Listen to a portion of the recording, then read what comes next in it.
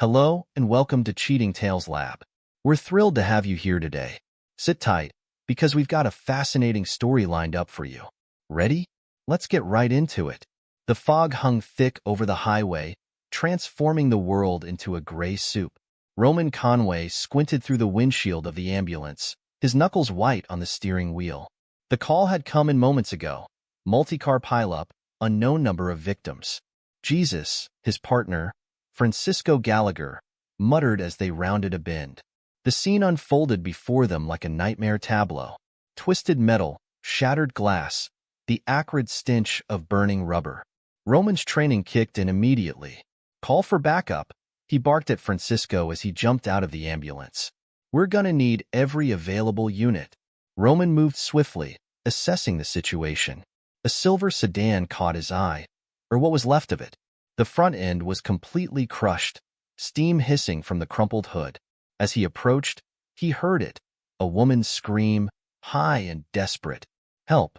Please, someone help me. Roman's heart rate spiked as he peered through the shattered driver's side window.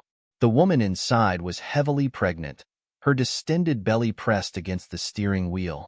Blood matted her dark hair, and her eyes were wide with panic.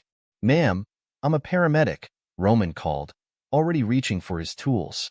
"Can you tell me your name?" "Sarah," she gasped. "Please, my baby. I think something's wrong." Roman's mind raced. The woman was pinned, and from the looks of it, in active labor. He'd never performed a field delivery in conditions like this, let alone a C-section. But as he watched Sarah's face contort with another contraction, he knew he had no choice. "Sarah, listen to me," he said, his voice steady despite the adrenaline coursing through his veins. "I'm going to get you out of here, but I need you to stay calm.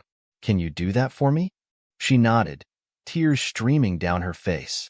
Roman worked quickly, cutting through the mangled door with practiced efficiency. As he eased Sarah onto the stretcher, he felt a warm gush of fluid. Her water had broken. "Francisco," he yelled, "I need you over here now."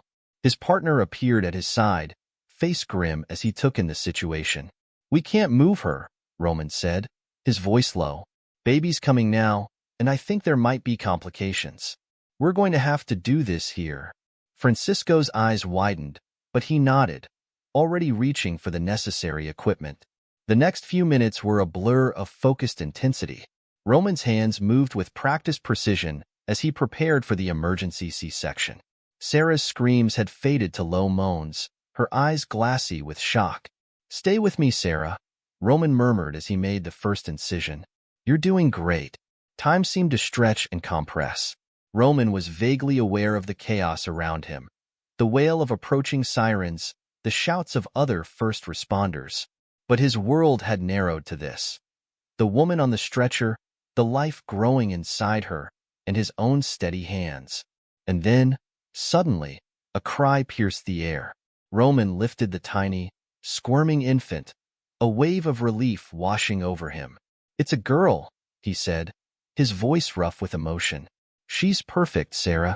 As he placed the baby on Sarah's chest, Roman became aware of the crowd that had gathered.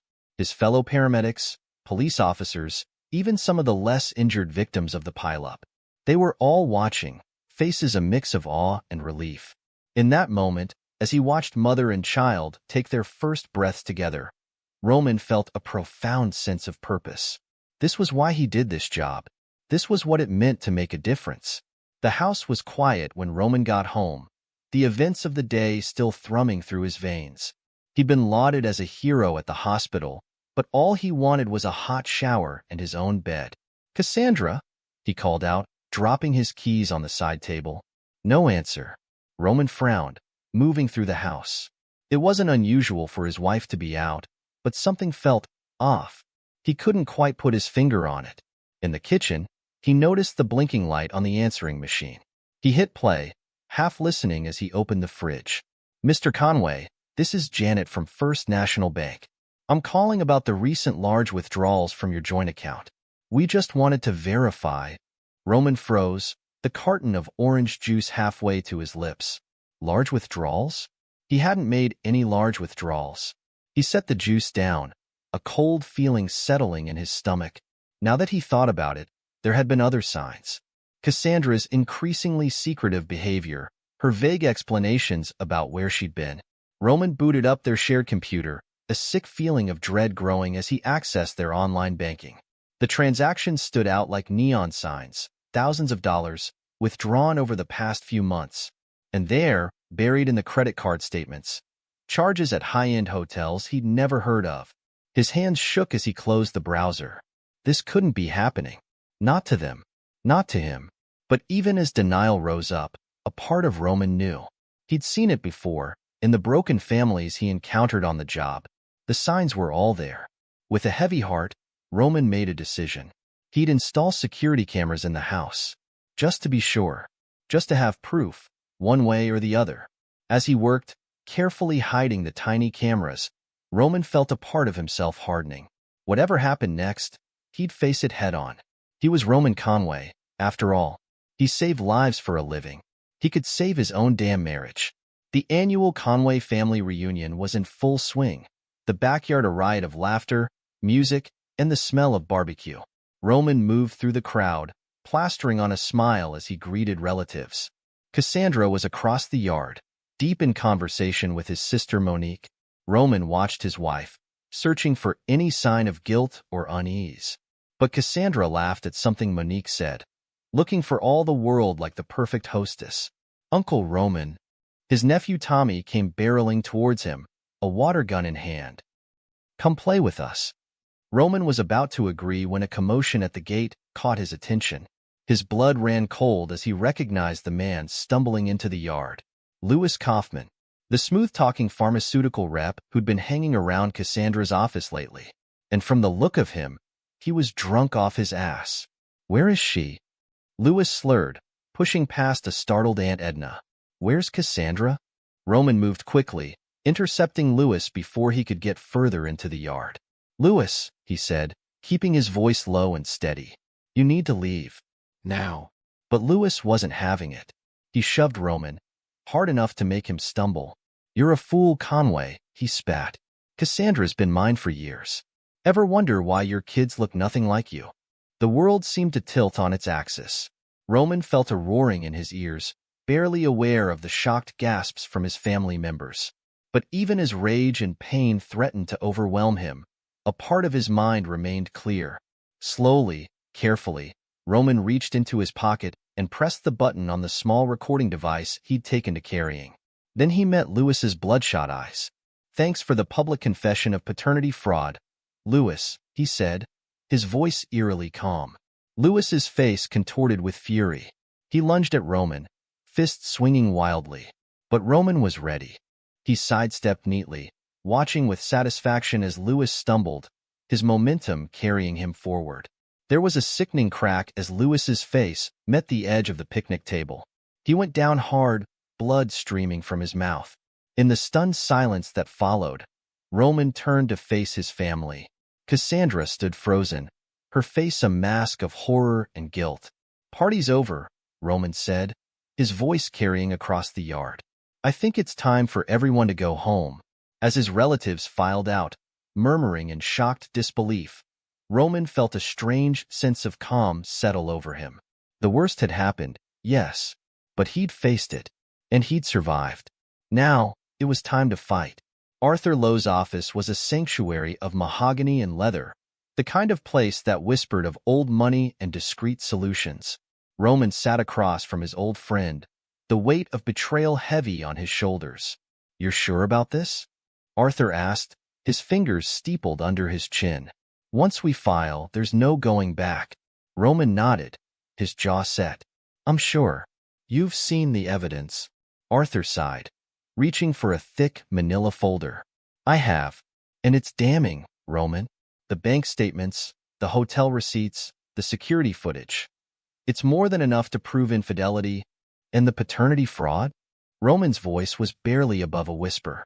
That's trickier, Arthur admitted. Louis's drunken confession at the reunion helps, but we'll need DNA tests to prove it conclusively. Are you prepared for that? To potentially learn that the children you've raised are not mine? Roman finished. I have to know, Arthur, for their sake as much as mine. Arthur nodded, his expression grim. All right, I'll file the papers today. We're going for full custody, citing Cassandra's negligence and deceit. But Roman, you need to be prepared. This is going to get ugly. As if on cue, Arthur's phone buzzed. He glanced at it, his frown deepening. It's already started. The Tribune's running a story on the hero paramedic's shocking divorce. Your private life is about to become very public. Roman closed his eyes, feeling the weight of the world pressing down on him. But when he opened them again, there was steel in his gaze. Let them come. I've got nothing to hide. As Roman left Arthur's office, he felt a strange mix of dread and relief. The truth was out now, for better or worse. He thought of his children. Were they his children? Waiting at home, blissfully unaware of the storm about to break over their lives. He'd shield them as best he could, but he knew that innocence, once lost, could never truly be regained. The next few weeks were a blur of legal meetings, DNA tests, and avoiding reporters camped outside his house. Roman threw himself into his work, finding solace in the familiar routines of saving lives. But even there, he couldn't escape the whispers, the sidelong glances from colleagues who'd read the salacious headlines. It was Francisco who finally cornered him in the locker room after a particularly grueling shift. You can't keep this bottled up forever, man, he said, his usual jovial tone replaced with concern. Talk to me. What's really going on? Roman stared at his locker, the words stuck in his throat. But Francisco waited patiently, and finally, the dam broke. Roman told him everything. The affair, the paternity doubts, the custody battle looming on the horizon. When he finished, Francisco let out a low whistle. Jesus, Roman, I had no idea it was that bad. But listen, you're not alone in this, okay? Whatever you need, I've got your back. Roman nodded, grateful for the support. As he left the station that night, he felt a little lighter. He couldn't control the media circus or the outcome of the legal battle, but he wasn't facing it alone. That, at least, was something. The first cases trickled in slowly, barely a blip on the radar of Chicago's bustling emergency rooms. A few cases of severe flu, nothing too out of the ordinary for the tail end of winter. But then the trickle became a stream, and before anyone fully realized what was happening, it had turned into a flood. Roman stumbled out of the ambulance, his eyes burning from lack of sleep.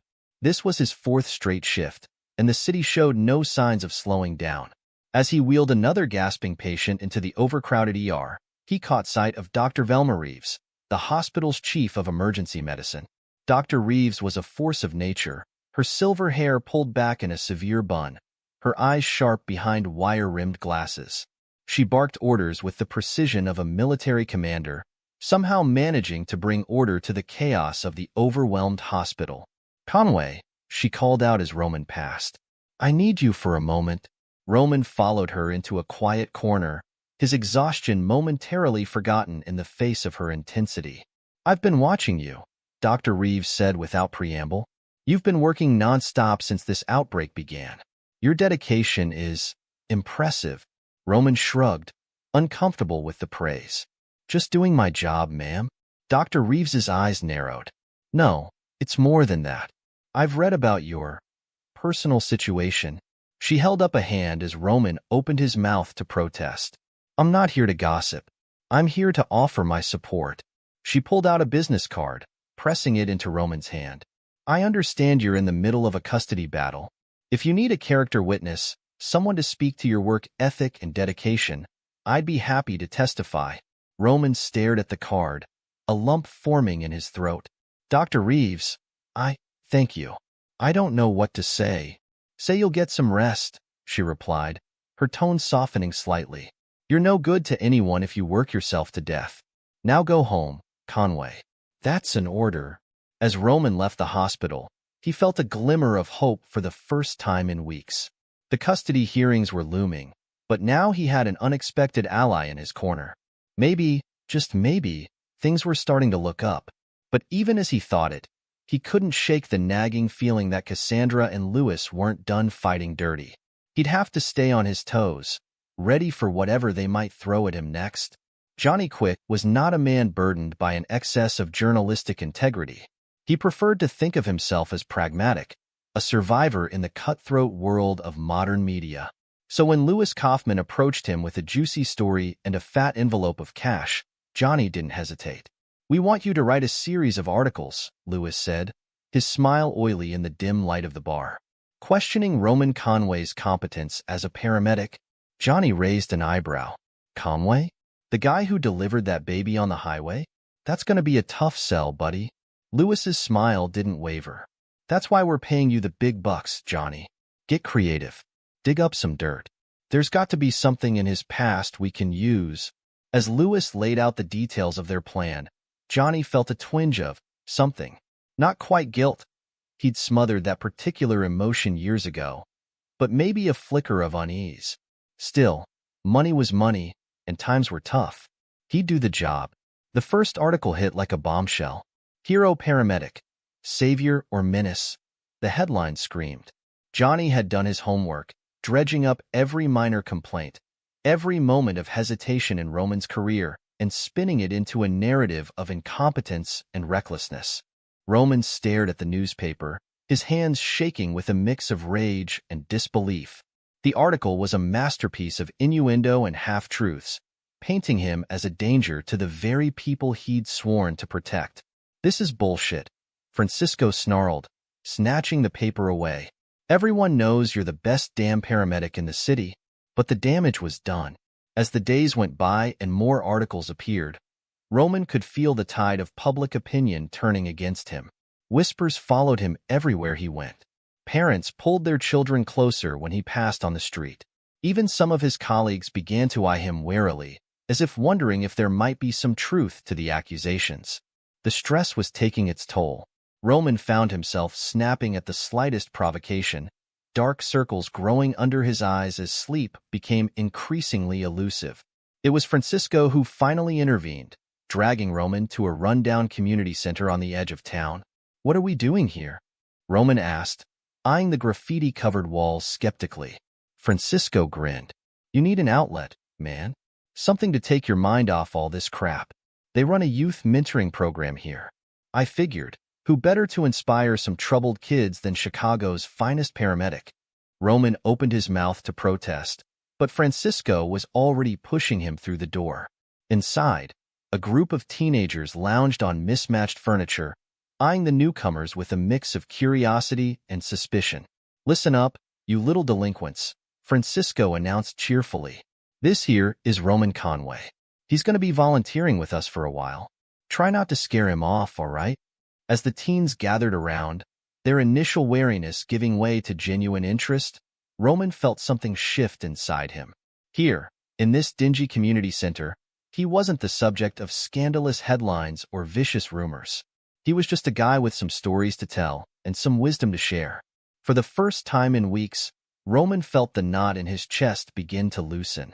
He couldn't control what the papers said about him or how the custody battle would play out. But here, in this moment, he could make a difference. And maybe, just maybe, that would be enough to see him through the storm. As the weeks went by, Roman fell into a new routine.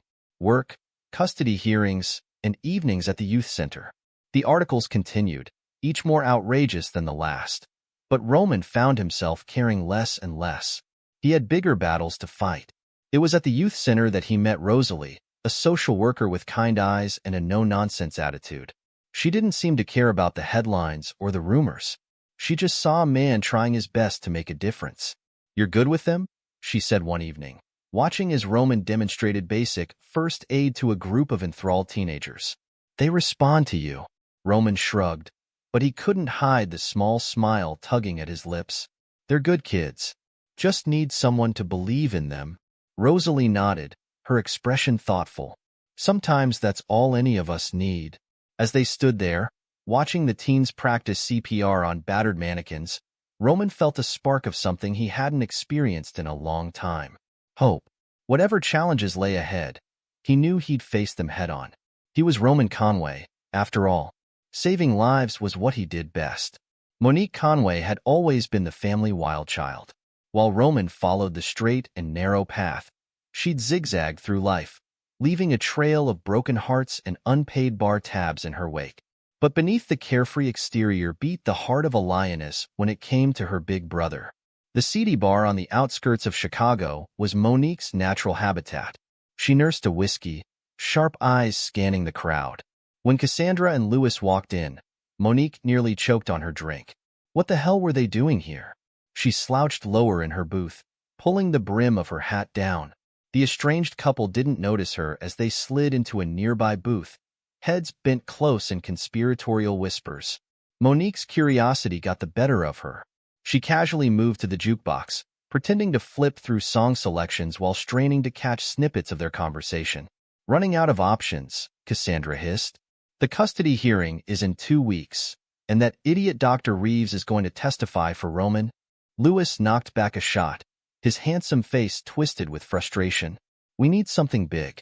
Something that'll destroy his credibility once and for all. Cassandra's next words sent a chill down Monique's spine. What about the substances at the hospital? If we could make it look like Roman's been stealing. Lewis's eyes lit up with malicious glee. Plant some stolen pharmaceuticals in his paramedic kit. A conviction like that would ruin him professionally and in the custody case.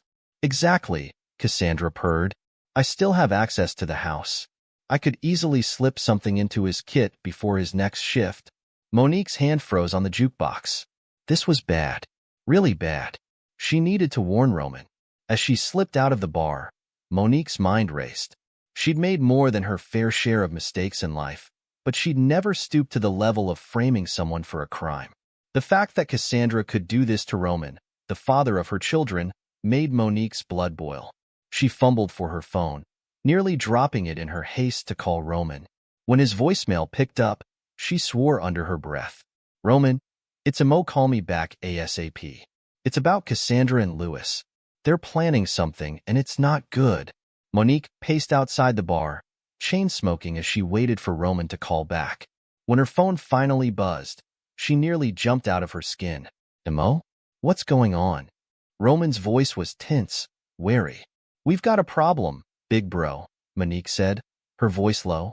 I just overheard Cassandra and Lewis plotting to frame you for substance theft at the hospital. They're going to plant stolen meds in your kit. There was a long silence on the other end of the line.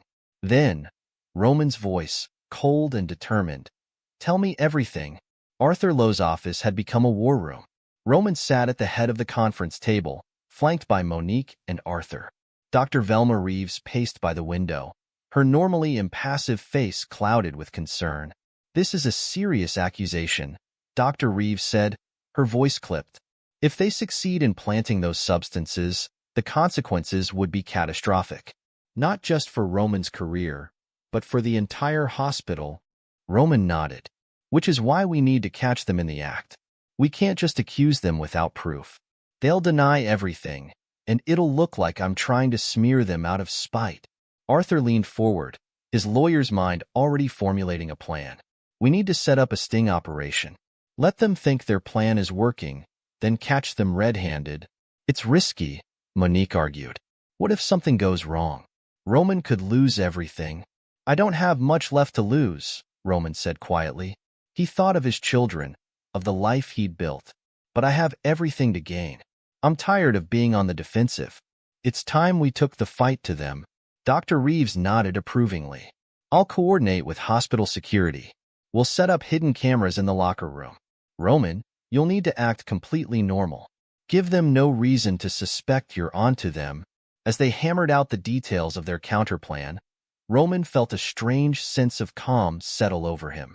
For months, he'd been reacting, always one step behind Cassandra and Lewis's scheming. Now, finally, he had a chance to take control. The next few days were a masterclass in deception. Roman went about his duties at the hospital with his usual dedication, all while knowing that Cassandra and Lewis were plotting his downfall. He felt their eyes on him, watching for any sign of weakness or suspicion. On the night of the planned frame-up, Roman's nerves were stretched to the breaking point. He clocked in for his shift as usual, exchanging small talk with his colleagues. As he approached his locker, he could almost feel the trap about to spring. Conway, Dr. Reeves's voice rang out across the locker room.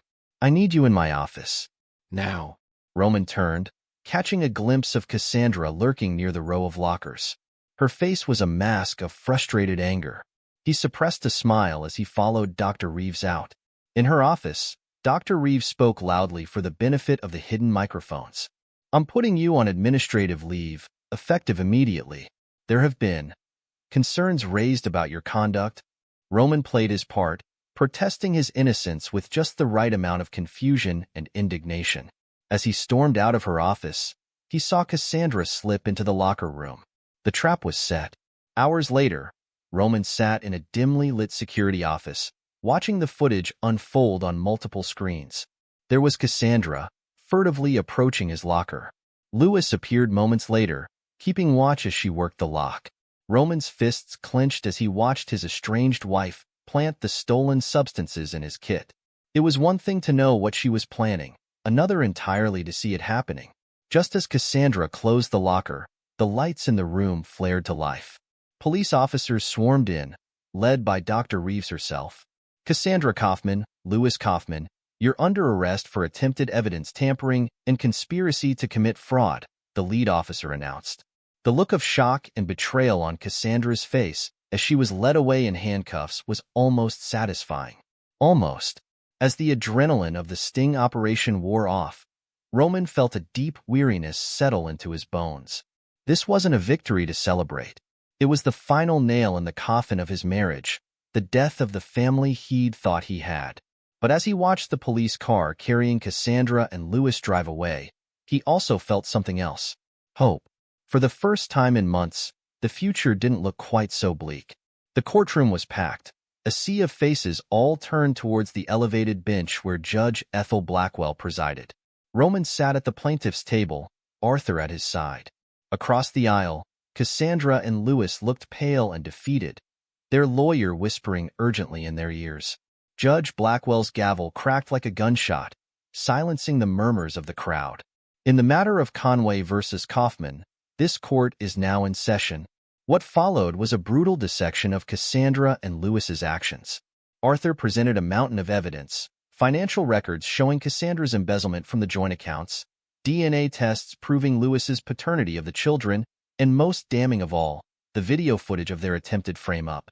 Dr. Reeves took the stand, her testimony a scathing indictment of the couple's character. "In all my years of medicine, I have never encountered such a blatant disregard for ethics and human decency," she declared, her eyes flashing with righteous anger. As the proceedings wore on, Roman found his gaze drawn to Cassandra, the woman he'd loved, the mother of his children. How had it come to this? He searched her face for any sign of remorse, any flicker of the person he'd once known. But all he saw was a mask of cold defiance. Finally, after what felt like an eternity, Judge Blackwell cleared her throat. The courtroom fell silent, every ear straining to catch her words. "The actions of the defendants, Cassandra and Lewis Kaufman, are nothing short of reprehensible," she began, her voice ringing with authority. "They have engaged in a systematic campaign of fraud, defamation, and attempted evidence tampering. Their disregard for the law and for basic human decency is shocking." She turned her steely gaze on Cassandra and Lewis.